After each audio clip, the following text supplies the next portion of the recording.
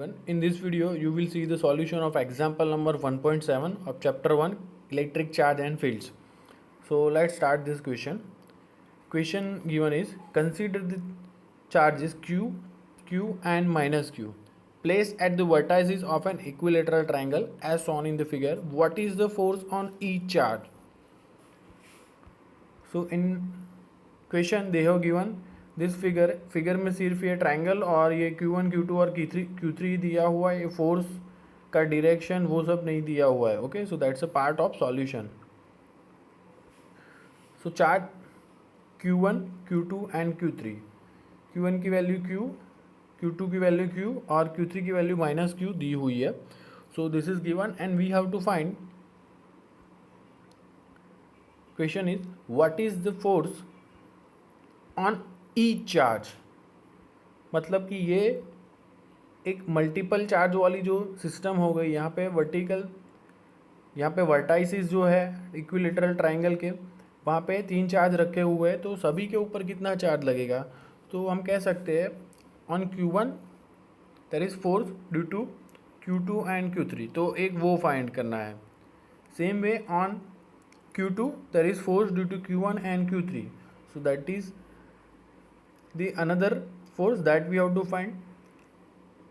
Third चीज़ है कि Q3 पे जो फोर्स लगेगा वो Q2 की वजह से भी लगेगा और Q1 की वजह से भी लगे. तो हमें 3 फोर्स फाइंड करने हैं. So from figure we can say that कि यहाँ पे फर्स्ट हम A से स्टार्ट करते हैं. तो A पे ये B पॉइंट पे जो Q2 है उसकी वजह से फोर्स लगेगा और ये Q1 पॉजिटिव Q है, Q2 भी पॉजिटिव Q है. तो A पे B की वजह से B पॉइंट पे जो चार्ज रखा हुआ है उसकी वजह से रिपल्सन फोर्स लगेगा. So force on 1 due to 2 वो इस साइड इस डायरेक्शन में लगेगा. ओके, B2 A डायरेक्शन में उसको ऊपर फोर्स लगने वाला है. सो यहाँ पे हमने इंडिकेट किया है this is force F12. So force on 1 due to 2 वो इस डायरेक्शन में आएगा. अभी ये Q चार्ज पे माइनस Q3 है, Q3 की वैल्यू माइनस की है, उसकी वजह से अट्रैक्शन फोर्स लगेगा और वो बाहर की डायरेक्शन में नहीं लगेगा, वो अंदर की डायरेक्शन लगेगा और उसकी डायरेक्शन होगी यहाँ Q3 से लेके यहाँ Q1 की साइड. उसको ऊपर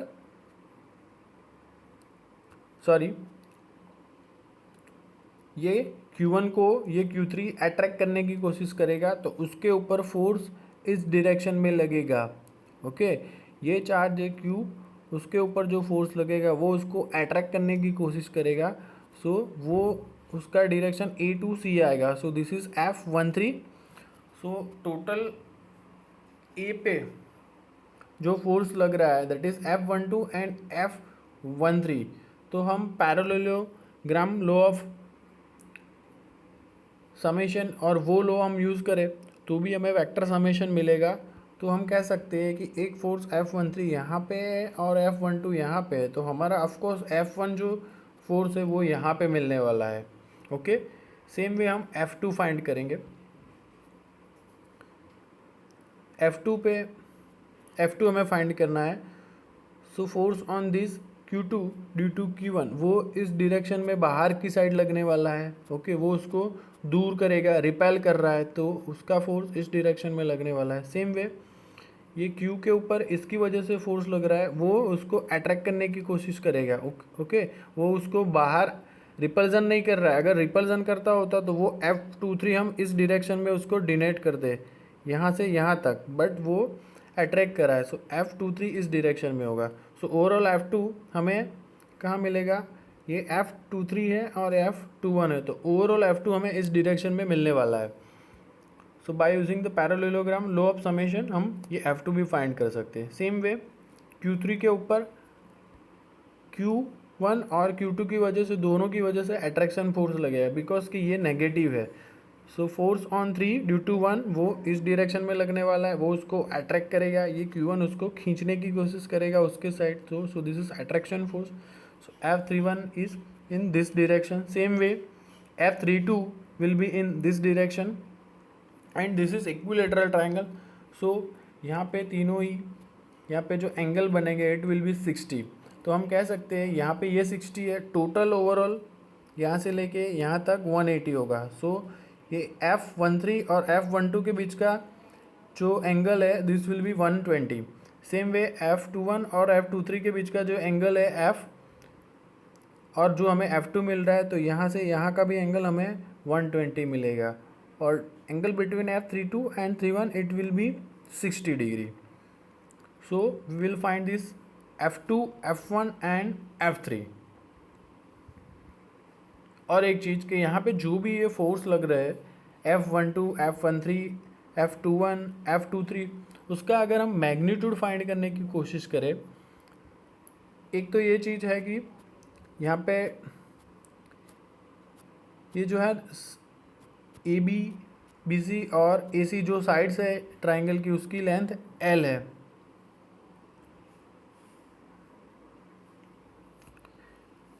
वो हमने अज्यूम की हुई है। सो मैग्नीट्यूड की हम बात करें तो हम कह सकते हैं कि F12 या 21 कोई भी हम लेंगे तो हमें K Q1 Q2 by R square formula apply करेंगे तो वहाँ पे तो हमें K Q square by L square ही मिलेगा, क्योंकि भले ही ये माइनस साइन हो यहाँ Q3 की, बट अगर हम मैग्नीट्यूड की बात करेंगे तो वो हमें K Q square by L square ही मिलने वाला है। And let's say this is F और वो ये सब जो फोर्स लग रहे हैं वो सेम है। Now our aim is to find F1, F2 and F3। वही हमें क्वेश्चन में पूछा हुआ है।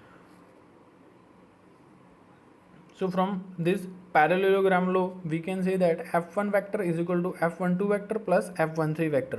अगर मैग्नीट्यूड हम इसका फाइंड करेंगे तो हम कह सकते हैं F12 square plus F13 square plus 2F1F plus 2 into F12 into F13 into cos 120, because यहाँ ये दोनों फोर्स है उसके बीच का एंगल 120 है। So putting this value of cos यहाँ पे थीटा जो है 120 हो जाएगा। सो F12 F13 वो सभी जिसका जो मैग्नीट्यूड आएगा वो K Q square by L square ही आएगा और उसको अपने F दिया हुआ है and that is same for all the forces. तो F12 square plus this F12, ये F और ये F स्क्वायर हो जाएगा, ये F स्क्वायर, तो टोटल 2F स्क्वायर। यहाँ पे ये F into F 2F square हो जाएगा एंड यहाँ पे कॉस 120 तो -1/2 हो जाएगा। तो 2F square plus 2F square into -1/2, तो यहाँ पे 2F स्क्वायर हो जाएगा और यहाँ पे -F square. So F1 is equal to root F square और हमें यहाँ पे F1 is equal to F मिलेगा। और F की वैल्यू हमें पता है K Q square by L square. तो this is the force, total force on charge Q placed at A। So this is the first answer. Second हमें F2 find करना हो तो सेम वे यही मेथड से हमें फाइंड करना है।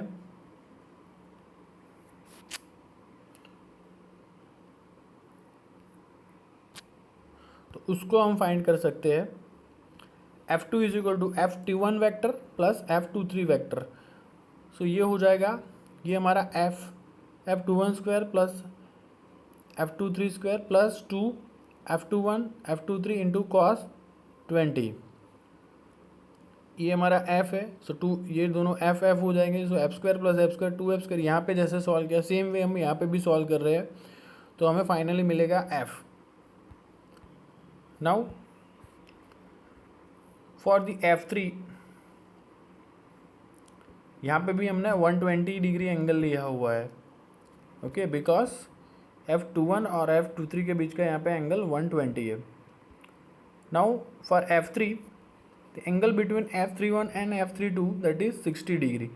तो हमें वो जो ये जो इक्वेशन है उसमें cos 60 लिखना है, ओके। F2 और F1 जैसे फाइंड किया सेम वे हम यहाँ पे F3 फाइंड करेंगे, लेकिन यहाँ पे चेंज होगा कि यहाँ पे cos 60 आएगा। cos 60 वैल्यू की वैल्यू आएगी +1/2, वो यहाँ पे पुट करेंगे तो हो जाएगा यहाँ पे 2F square plus F square, ये 2 कैंसिल हो जाएगा। सो ओवरऑल हमें मिलेगा √3F square and F3 is equal to √3 into F, तो वो हमें ये मिलेगा। F3 की डायरेक्शन यहाँ नीचे नेगेटिव y एक्सिस में हम कह सकते हैं। सो हम -j, ये मल्टीप्लिकेशन में आएगा -j, ओके, तो यहाँ पे ये मल्टीप्लिकेशन में कर देना। सो this is end of question. But अगर हमें रिजल्टेंट टोटल फोर्स फाइंड करना हो तो वो भी हम उसको आगे कंटिन्यू करके सॉल्व कर सकते हैं। सी, रिजल्टेंट फोर्स फाइंड करने के लिए अब हमारे पास F2 आ गया, F1 और F3, ये तीनों का हमें रिजल्टेंट फाइंड करना है, तो वो भी हम सॉल्व कर सकते हैं। रिजल्टेंट के लिए हम क्या करेंगे, यहाँ पे F2 लग रहा है, यहाँ पे F1 लग रहा है और यहाँ ऊपर से F3 आ रहा है, तो F2 और F1 वो ऊपर की साइड उसका जो कंपोनेंट होगा हम उसको कंसीडर करेंगे। ये F2 cos थीटा हो जाएगा और यहाँ का जो कंपोनेंट बनेगा F2 sin थीटा हो जाएगा। सेम वे ये F1 है और थीटा हमने यहाँ पे लिया है, सो ये थीटा की पास वाली साइड है, so it will B F1 cos theta और यहाँ पे F1 sin थीटा मिलेगा। तो F1 F2 की वैल्यू सेम है, तो यहाँ पे जो साइन कंपोनेंट बनेगा यहाँ पे F2 sin थीटा और यहाँ पे F1 sin थीटा, तो वो दोनों तो एक दूसरे की इफेक्ट कैंसिल आउट कर देंगे, तो बचेगा यहाँ पे F2 cos थीटा और यहाँ पे F1 cos थीटा। तो ओवरऑल हमें फोर्स फाइंड करना है, तो हमें हमारा जो इक्वेशन बनेगा उसमें F1 cos theta plus F2 cos theta और यहाँ पे F3 नीचे की डायरेक्शन में ऑपोजिट में, तो हम माइनस F3 लिख सकते हैं। सी दिस, यहाँ पे F1 cos थीटा ऊपर लग रहा है, F2 cos थीटा ऊपर लग रहा है एंड F3 नीचे लग रहा है, तो टोटल हमें ऐसा समेशन करना है।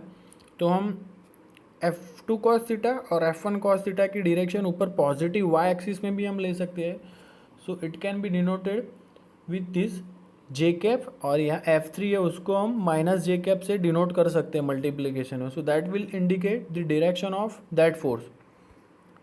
अब टोटल समेशन करेंगे तो हो जाएगा F1 cos theta which is acting on the positive y axis. सो हम अगर वेक्टर की बात करें तो हम जे कैप से डिनोट कर देंगे, ये जो फोर्स लग रहा है उसको हमने F2 cos थीटा और वो भी पॉजिटिव y एक्सिस में लग रहा है, so it will B positive J cap F3 जो लग रहा है F3 इंटू माइनस जे कैप हो जाएगा वो नेगेटिव y एक्सिस में। तो ये F1 F2 की वैल्यू हम यहाँ पे रखेंगे, तो F1 की वैल्यू तो F ही है, आगे हमने फाइंड किया। सी, F1 की वैल्यू F है, F2 की वैल्यू F है और F3 की वैल्यू है √3F।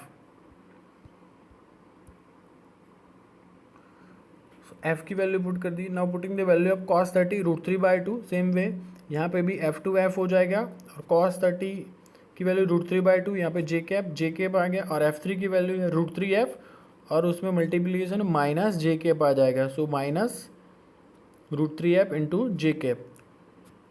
अब ये दोनों का हम एडिशन करेंगे तो √3F कॉमन लेंगे तो यहाँ पे 1/2 जे कैप प्लस 1/2 जे कैप होगा, तो वो 1 जे कैप हो जाएगा, तो √3F into J cap minus this √3F J cap, तो ये कैंसिल आउट करेंगे हमें 0 फोर्स मिलेगा। सो टोटल तीनों चार्ज के ऊपर जो फोर्स लगेगा वो 0 होगा, ओके, एंड सिस्टम यहाँ पे स्टेबल ही रहेगी बिकॉज कि कोई भी चार्ज पे अनबैलेंस फोर्स नहीं है, टोटल फोर्स जो है वो 0 है, सिस्टम यहाँ पे स्टेबल रहेगी और हमारा रिजल्टेंट फोर्स 0 मिलेगा। क्वेश्चन में तो हमें F1 F2 और F3 फाइंड करना है, बट ये सिर्फ समझने के लिए ही है कि हम उसका ओवरऑल सिस्टम का रिजल्टेंट फोर्स भी फाइंड कर सकते हैं। Take a screenshot. Thank you for watching video.